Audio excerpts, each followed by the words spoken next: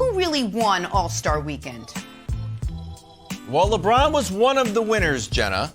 And in the spirit of the Olympics closing ceremony, I have invented a new segment called Wild's Medal Stand. We might be doing it every day, maybe twice a show. It's my own segment where I give out medals to different NBA players based on their performance over the weekend or the previous night. It's an early franchise. We're going to test it out here. We're going to take it for a spin. Can we show We'll the call it medal Nick's stand? NBA medals. Coming in with the bronze. Oh, it's LeBron James. Solid. Wow. You're on the medal stand. It's a bronze. It's good. You Bronze made is it. good. Coming in with the silver. It's Steph, because Steph actually won the All-Star game. Now, granted, he won the All-Star game with a great performance, with a huge asterisk that he was actually chasing the record, was actually trying to lose the game. Oh, and then the gold. Oh, it's G-O-L-D for G-O-A-T. Michael Jordan, fresh off a second place finish for Bubba in Daytona. Congratulations. Almost got there, Bubba. Jordan flies up, or maybe he drove up to Cleveland, and oh my goodness, Broussard, did you hear?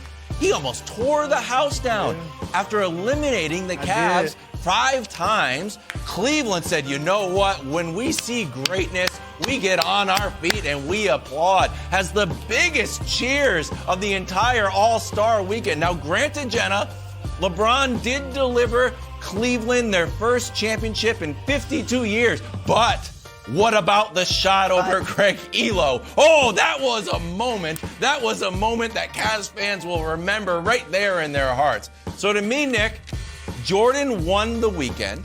He won the weekend overall and the NBA 75.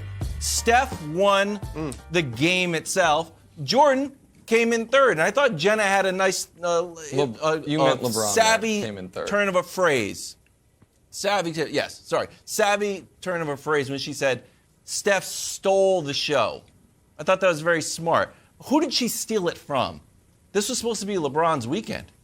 This was his homecoming.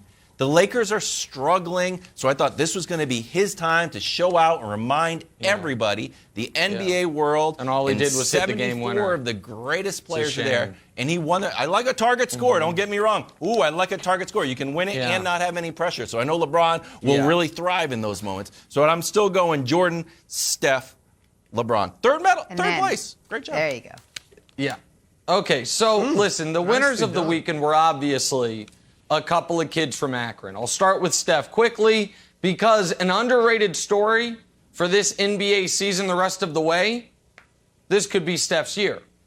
Broke the all-time three-point record, dropped a 50-piece in the All-Star game, hitting 16 threes, which is way more impressive than the 52-point game Anthony Davis had, where it was in New Orleans, all uncontested dunks. This was, the degree of difficulty on this was way higher, and he might win the title. I mean, Chris Paul's now out 2 months. The Warriors should only be getting healthier. They're one of the best teams in basketball. And if he wins the title, wins another one without Durant, like, this could be Steph's year. So he's one of the winners. And the other winner is obviously LeBron, because for good or for bad, he made very clear that all things involving the NBA, from future drafts to current GM rankings, to any storyline anyone's interested in or winning games, goes through him. And you know who also knows it? Not just Kevin Wildes, who was so bothered by LeBron James' commentary before the game that he's the greatest player ever, that he fires off a tweet, Michael Jordan never went to a Game 7. Not just Chris Broussard, who couldn't even let Jenna Wolfe finish her show open without saying, you put Michael's name first. You have to put his name first. But you know who also knew it? Michael Jordan. He knew it. Because Michael Jordan, once upon a time, watched LeBron James execute the greatest, stretch of play in basketball history. Games 5, 6, and 7 against the Warriors. And the very next day, called, I think directly, Kevin Wilde's wife and said, got to make that documentary. It's time to do it. We got to make The Last Dance. Well, he called someone who then called Kevin Wilde's wife, whoever it was. He was like, we got to do it. Make the movie. We got to do it. And what Michael has done since then is watch LeBron go to 3 more finals, average a triple-double in the finals, have the single greatest finals game ever played, the game won in 2018, and win another title, that one with the Lakers and Finals MVP.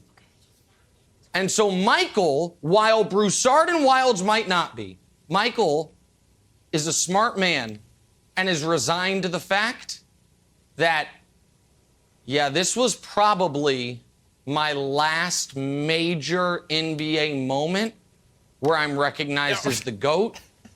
So I'm going to soak it all in. And Broussard, and you know I'm right about this part, I'm going to do something, I being Michael Jordan, I've never done, publicly or privately. I'm going to embrace LeBron because I hope he's gentle in the transition of powers of greatest player ever. I hope he's kind. I hope he's better to me than I have been to him. Because LeBron said it after the game. He was like, yeah, Michael and I aren't in the same building a lot, which is interesting because for the last 19 years, LeBron's been playing in the league and Michael owns a team. So there's plenty of opportunities for them to be in the same building. But Michael has gone out of his way to not be helpful, to not embrace LeBron, and to create a wall between them. And because the GOAT walls are crumbling down around him, he is now saying, okay, maybe, let's be pals. So the winner of the weekend was obviously Steph and LeBron. LeBron did hit the actual game winner, so I'll give the nod to him, but Steph's 50 points were spectacular. But Michael knows it, you know it, and Wild certainly knows it, which is why that was such a, it was adorable, but it was a sad show. I thought it was funny. I love the comedy show. That was embarrassing. That was embarrassing. For you guys? That take. I mean, come on. for you guys. No, clearly, Michael Jordan is not concerned about LeBron replacing him as the GOAT. Yeah. Let's see. Oh, yeah. The Athletic just came out with their top 75. Who was number 1 and who was number 2? Yeah, Jordan. Michael Jordan was number 1. LeBron was number 2. ESPN did a poll a couple years ago or a year ago, whatever it was. And like best 75 to 80%. And Michael won that. No, 70. You had your moment. Can I speak now? 75 to 80% of the people, including the millennials and the youngsters, said MJ is the GOAT. Okay? Yesterday in Cleveland, where Michael Jordan broke, I was living in Cleveland. You guys know that. He broke the heart of Cavs fans time and time again. And yet, who got the largest cheers? Oh. I was stunned. Michael Jordan got the largest cheer. LeBron James delivered Cleveland its first title in 52 years in any sport, and Michael Jordan gets the greatest cheers? They even know it. Come on, man. And then did they announce Jordan as the last guy on the top 75 because he was on his way from Daytona? Possibly. But it also is possible that they did it because he's the GOAT. Because if you look at every position, who was the last forward name? LeBron, the greatest forward ever. Who was the last center name? Kareem, generally recognized as the greatest center ever. And you look at the guards, the last 3 names, Steph, Magic, Michael. The 3 most ballyhooed, celebrated guards in the history of basketball. Right. So Jordan's named the last player. He gets the loudest cheers. And here's the thing about the Jordan-LeBron relationship. I know it hasn't been what LeBron wanted it to be. But Michael wasn't going to chase down LeBron. His relationship with Kobe, you saw Kobe chase Michael down. I just made it like, you're gonna become my big brother. And Michael embraced him. LeBron didn't do that, and that's fine. But Michael didn't go out of his way to reach out to LeBron either. So I don't think Michael's purposely avoided LeBron. And the hug is just, they're all celebrating. 75 best players. It was reason to celebrate. Yeah. So there you have it. Yeah, it was. And by the way, I just want to be clear, because Broussard did the whole position thing. I'm not arguing Jordan's not the greatest guard ever. Magic has a strong case, but Jordan's the greatest guard ever. I agree with that. And I think it was very nice of the NBA to put guards last so Michael could have this final moment. Kareem never got a moment like that when Michael took the torch from him.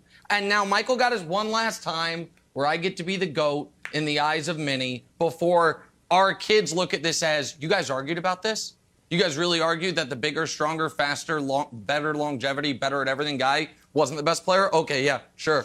Thanks for watching. Subscribe here to get the latest from the show. Also, be sure to check out more of the best clips from First Things First, or go watch a few segments from our other shows on FS1.